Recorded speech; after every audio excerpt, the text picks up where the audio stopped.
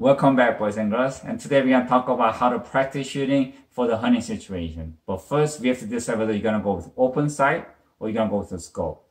Now, up to college, I was hunting only with the open sight.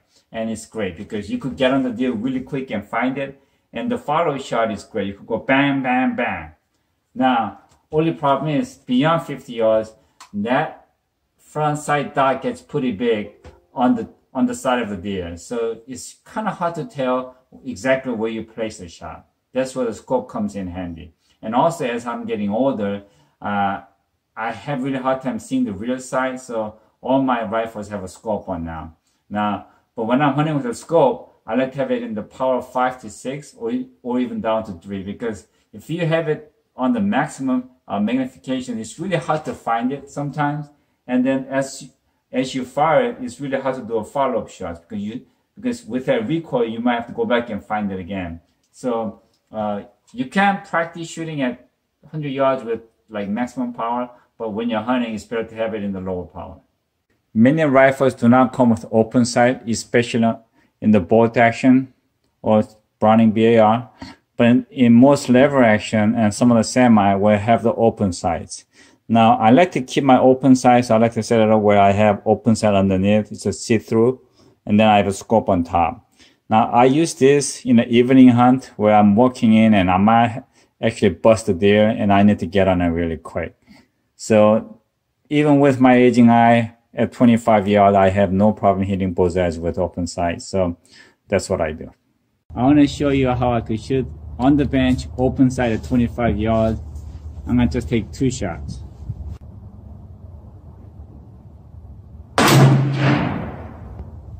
Bullseye.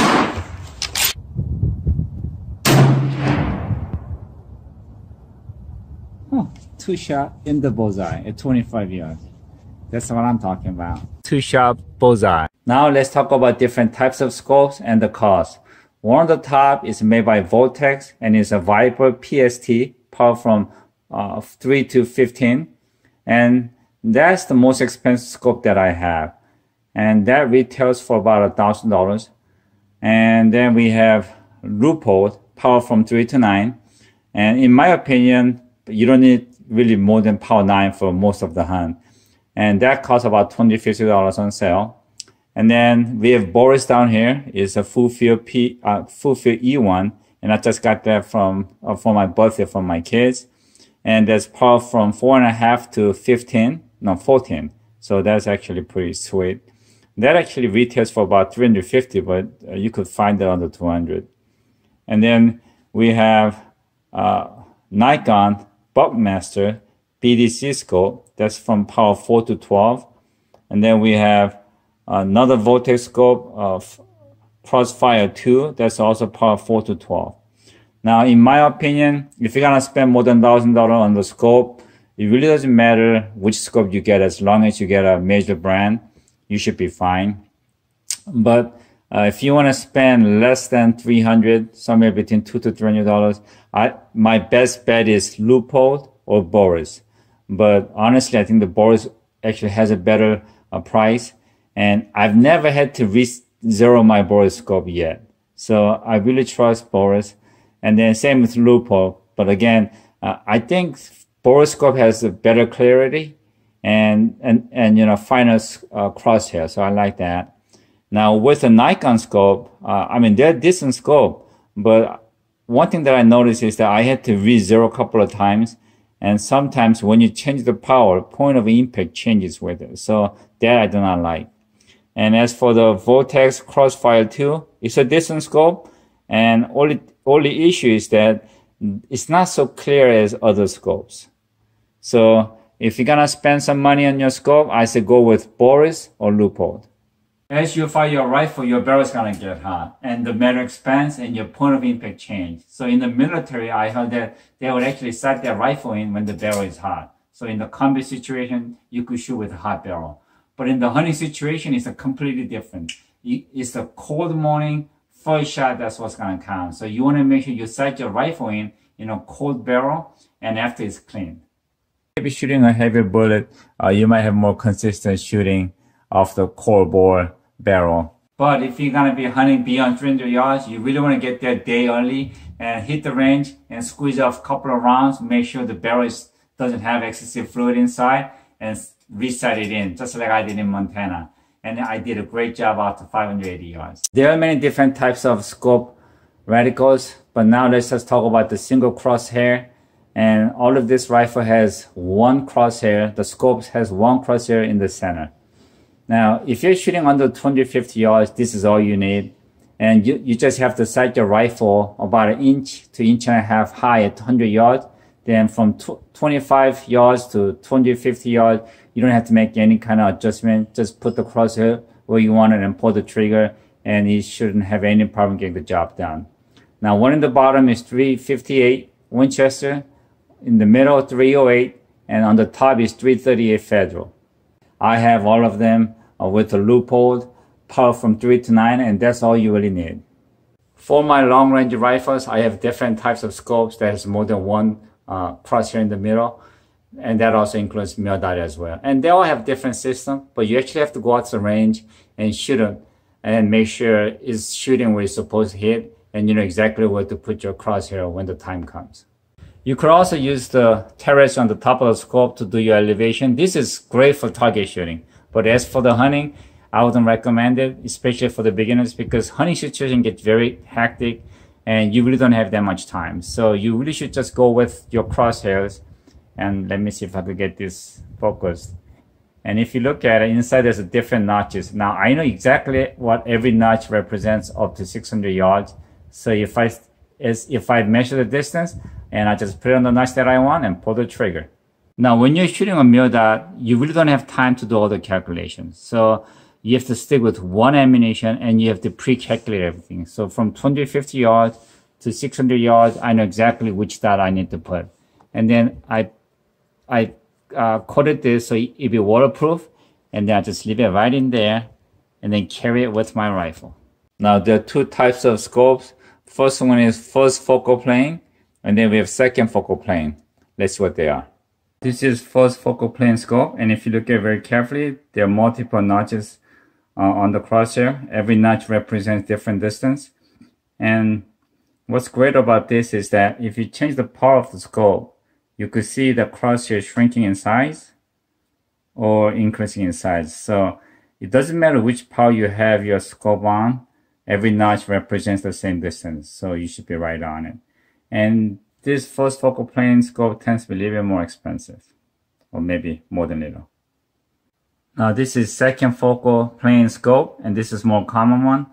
And if you change the power of the scope, the crosshair does not change in size. So each mil dot represents different distance. So in this kind of case, you have to make sure at which power the calculation is right.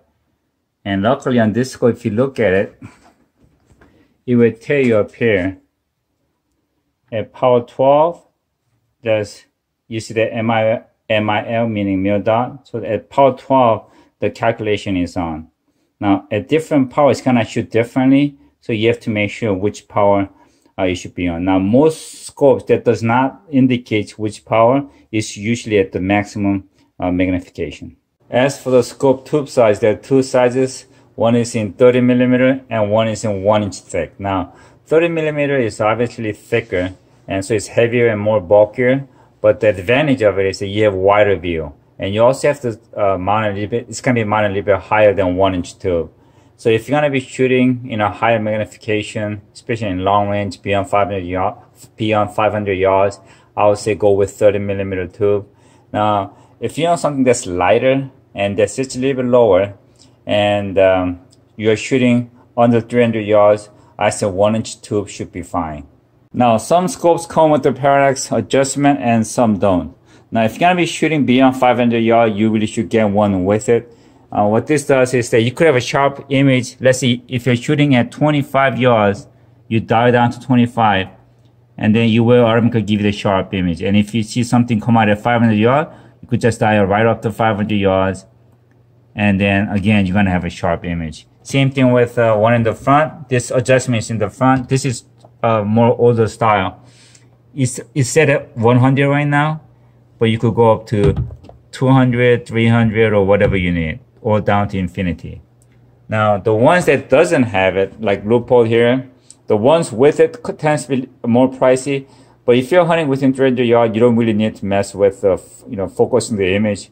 This should be fine. So depending on what your shooting distance are, you could go one with it or one without it. We also have two types of scope ring. One is vertical scope ring and one is horizontal. Now the vertical scope ring is where the ring is split vertically, so you got two side pieces, and horizontal scope ring is split horizontally, so you have upper and lower piece. Now this is more conventional, and most of my rifles have a horizontal scope ring on it. I had no problem with it, but recently I tried two of the vertical scope rings on my rifles, and I really like it better. When I'm mounting my scope, when I'm tightening my screws from the top, when I'm tightening either side, I notice my crosshair is tilting to one side, so you have to be very cautious. But with the vertical ring, it wasn't tilting so much, so it was easier to mount. And also recently I read that because with the horizontal ring, only the bottom piece is tightened down to the rifle, whereas the vertical rings, both ring is tightened down to the rifle. So this is more sturdier and more secure. I want to talk about the base angle for the scope. And I want to simplify it for you guys, for the beginners, without confusing you guys. Now this is a flat base, and this is 20 MOA base, means it's tilting down 20 MOA. Now for a distance within 300 yards, flat base is better. Now if you're trying to shoot beyond 500 yards, it's better to have at least 20 MOA. I have some viewers ask me what scopes do I recommend. I could tell you what I have. So if you want to spend about $800 and if you're going to be shooting beyond 500 yards, I say go with a Vortex Viper PSI scope and in 30 millimeter tube. And that's going to cost you about $800. Now, if your hunting distance is within 300 yards and if you're on something light and dependable, I say go with a Leupold, power up to 9. It should be more than enough for deer hunting.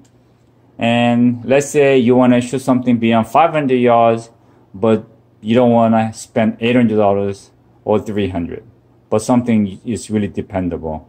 I would say go with the Boris. Boris, this is power from 4.5 to 14, and this is in 30 millimeter tube. And I can shoot 10-inch metal gong at 500 yards every time with this scope on. And this is the one that I shot at Advil at 100 yards. So very dependable, and something like this, if you search carefully enough, you might even find it about for $200. So it's not a bad deal. It's a very, very good scope, very dependable, never had a trouble with it. So there you have it. Depending on how much money you want to spend and how much weight you want to put on your rifle, you could pick what you like.